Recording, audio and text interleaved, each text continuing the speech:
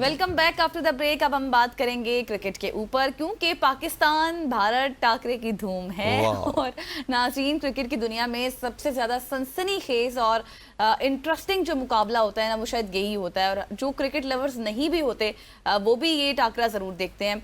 और 23 फरवरी को दुबई में होने वाला है ये ICC चैंपियंस ट्रॉफी 2025 का पाक भारत मैच। पहले ही सुर्खियों में है, इस वक्त हेडलाइंस की जीनत बना हुआ है। सिर्फ 1 घंटे में तमाम टिकट्स भी फरोख्त हो चुके हैं, जिससे ये साबित होता है कि दोनों ममालिक में क्रिकेट के दीवानों का जोशो खरोश किस हद तक दीदनी है। लेकिन क्या पाकिस्तान अपनी जीत यकीनी बना पाएगा, ये एक बहुत बड़ा सवाल है। That is a big question और इसी बिग क्वेश्चन के ऊपर आज हम बात करें। लेकिन पहले टिकट्स के हवाले से बात करते हैं और जो चैंपियंस ट्रॉफी का जोशो खरोश है उस हवाले से बात करते हैं, क्योंकि जो लाइंस हमने देखी हैं स्पेशली फैसलाबाद और मुल्तान के स्टेशन पे, जहाँ पे चैंपियंस ट्रॉफी का कोई मैच नहीं होना, लेकिन वहाँ पे जो कितारें थी वो ये बता रही हैं कि पाकिस्तान में आज भी क्रिकेट के दीवाने, क्रिकेट के मतवाले मौजूद हैं और वो चैंपियंस ट्रॉफी देखने के लिए बेताब हैं। इस तमाम तर इशू के ऊपर बात करने के लिए हमारे साथ मौजूद हैं सीनियर स्पोर्ट्स जर्नलिस्ट बदीउज़्ज़मान साहब। बदी, so much for joining us. Pak Bharat टाकरा जो कि पाकिस्तान में तो नहीं होना, दुबई में होना है। जोशो खरोश बहुत ज़्यादा, इतना ज़्यादा कि 1 घंटे में तमाम तर टिकट्स फरोख्त हो चुके हैं। हमें साथ साथ कराची के हवाले से भी बताइएगा कि कराची के जितने भी मैचेस हैं उनके टिकट्स के क्या हालात हैं।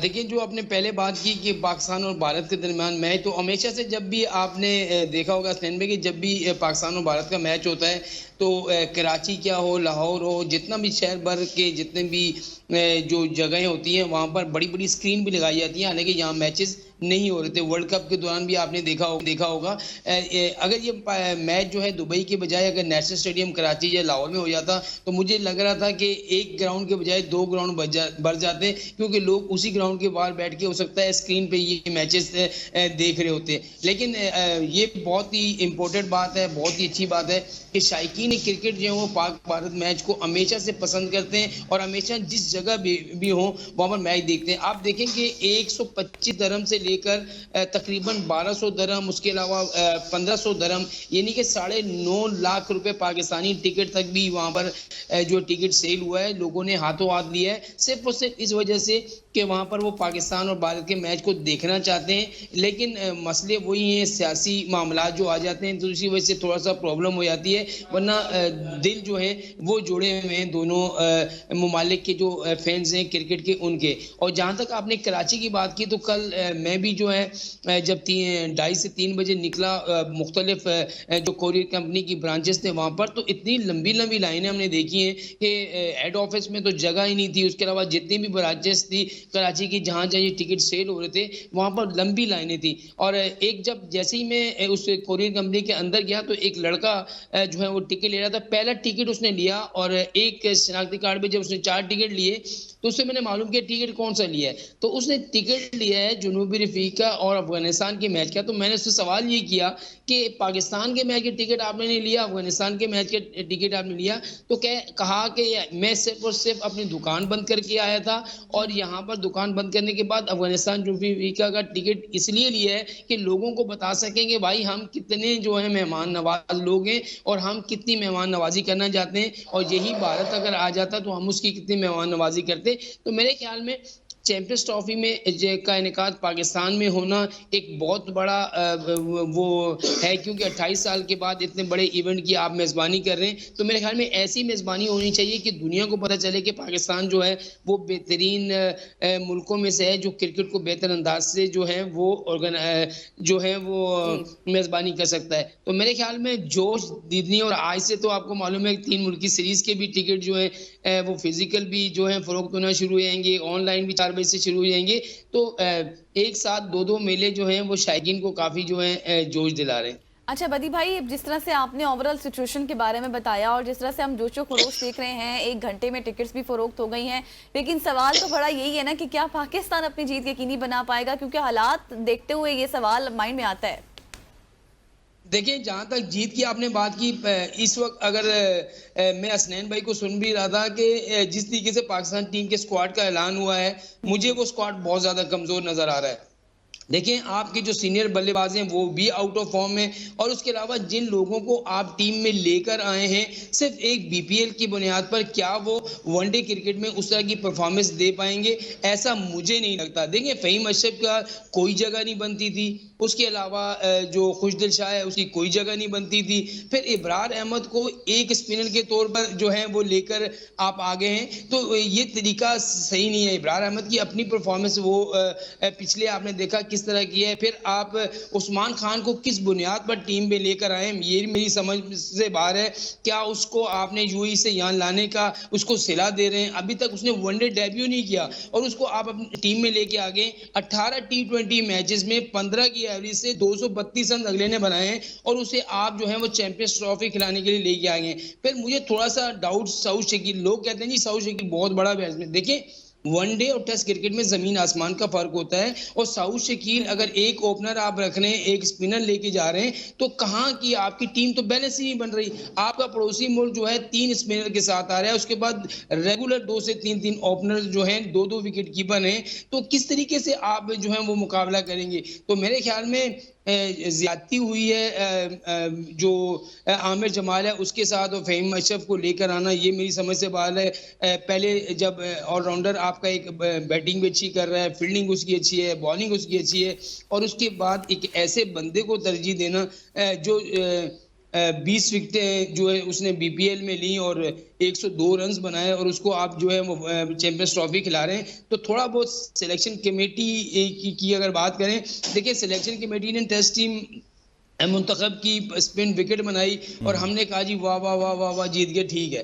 लेकिन अब सिलेक्शन कमेटी का काम क्या है? वही वाली बात है। देखें सिलेक्शन कमेटी क्यों छुप रही है? सिलेक्शन कमेटी को अगर चैंपियंस ट्रॉफी जैसे बड़े इवेंट के लिए टीम का ऐलान करना था तो क्यों प्रेस रिलीज जारी क्यों की, क्यों प्रेस कॉन्फ्रेंस जो है नहीं की गई, क्यों कि उनसे सवाल होते। और फिर एक ऐसा बयान जो ऐसा छवि का जो है उन्होंने दे दिया कि हमने जो है वो प्रेशर हैंडल करने वाले खिलाड़ियों और सीनियर को जो है टीम में शामिल कर रहे हैं ताकि वो प्रेशर हैंडल कर सकें।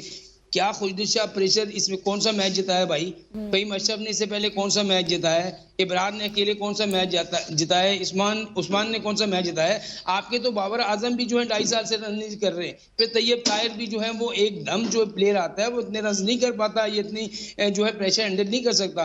तो मेरे ख्याल में मुझे अपनी स्क्वाड पर जो है वो ऐसा नहीं लग रहा। वो गजल ने सवाल किया था कि क्या आपको इस टीम की जीत यकीनी लगती है, तो आपने पूरा एक जो है ना क्या कहते होते इन डिटेल एनालिसिस कर दिया वदी भाई।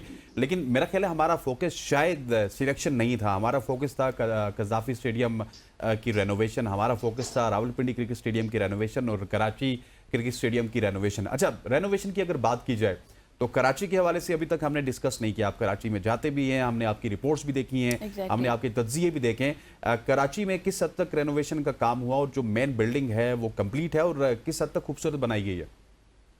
देखिए जहाँ तक काम की बात है तो देखें जिस तरीके से कज़ाफी स्टेडियम को उन्होंने बड़ा खूबसूरत बना दिया, इसी तरीके से नेशनल स्टेडियम की जो इमारत बनाई गई है, नो डाउट इसमें कोई शक नहीं कि बहुत ही खूबसूरत इमारत बनाई गई है। और इसमें जो सबसे नीचे वाला ग्राउंड फ्लोर जो है वहाँ पर इन्होंने आईसीसी सिक्योरिटी के लिए जो है वो वक्त किया है। फिर फर्स्ट फ्लोर पे जो है ड्रेसिंग रूम खिलाड़ियों के बनाए गए हैं। फिर ऊपर की जो 2 जो बिल्डिंग की जो इमारत है उसमें जो फ्लोर है वो उसको जो है वो हॉस्पिटलिटी बॉक्सेस बनाया गया और सबसे टॉप पर जो है वो चेयरमैन बॉक्स बनाया गया है। तो बड़ा एक अच्छा व्यू पेश कर रहा है। उसके आगे ही पहली मर्तबा हमने देखा है कि 2 स्टैंड बनाए गए, एक को ज़हीर अब्बास का नाम का दिया गया, दूसरी तरफ माजिद खान का नाम दिया गया। बड़े खूबसूरत स्टैंड वो बनाए गए जिससे ये जाहिर होता है जैसे खिलाड़ी बाहर आते हैं तो वो स्टैंड वाले जो लोग बैठे होते हैं वो आराम से अपने प्लेयर को देख सकते हैं। उसके अलावा जो लाइटिंग हुई है बड़ी ज़बरदस्त लाइटिंग हुई है। एक लाइट पे डिजिटल लाइटिंग जो की गई है, तकरीबन एक पोल पे 60 लाइटें लगाई गई हैं, 6 पोल है तो आपको वो बड़ा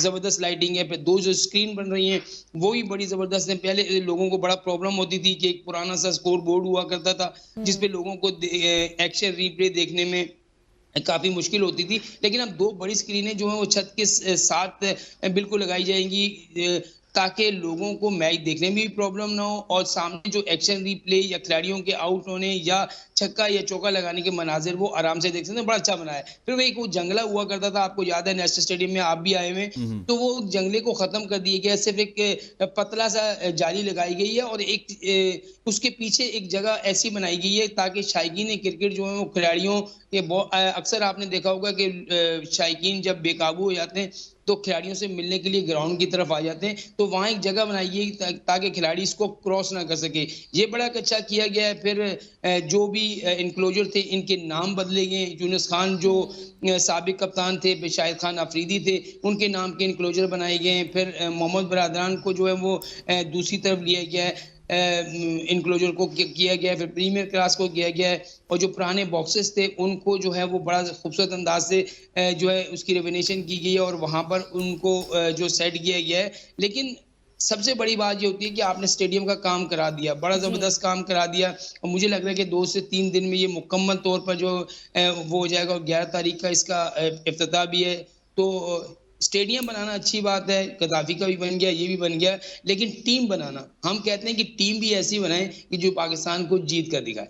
एग्जैक्टली ऐसा ही है। Thank you so much. Badiuzzaman हमारे साथ मौजूद थे और इन डिटेल एनालिसिस आ रहे थे, चाहे वो टीम का हो, चाहे वो क्रिकेट का हो, और हर चीज़ के हवाले से वो वैसे वो जो बात कर रहे आपके थे सवाल का जवाब दिया ना कि आप अपनी जीत को यकीनी बना सकते हैं पाकिस्तान वाले, तो उसका जो उन्होंने आज का जवाब मेन दिया, क्वेश्चन हमारा इस सेगमेंट का यही था। उसका उन्होंने जो जवाब दिया ना वो बिल्कुल। तमाम कटा चट्टा खोल दिया। उसका जवाब उन्होंने ये नहीं दिया कि हम जीतेंगे या नहीं जीतेंगे या नहीं जीतेंगे, उसका लेकिन उन्होंने हाँ, वो तमाम overall- लूप होल्स जो थे ना गजल, वो जी आपको हाँ, बता दिए कि ये highlights आपके लूप करके होल्स बता है, आप दिया। जीतते हैं तो आपकी मर्जी, हारते हैं तो आपकी मर्जी। एग्जैक्टली ऐसा ही है। और फिर उसके बाद जिस तरह उन्होंने स्टेडियम की एक एक चीज के बारे में हमें बताया, शायद इससे पहले हमें किसी ने भी इस तरह से नहीं बताया जितना उन्होंने इलैबोरेट किया। Thank you so much once again. यहाँ पर लेंगे एक ब्रेक और ब्रेक के बाद फिर अब एक जबरदस्त सेगमेंट डिस्कस करेंगे। Stay with us.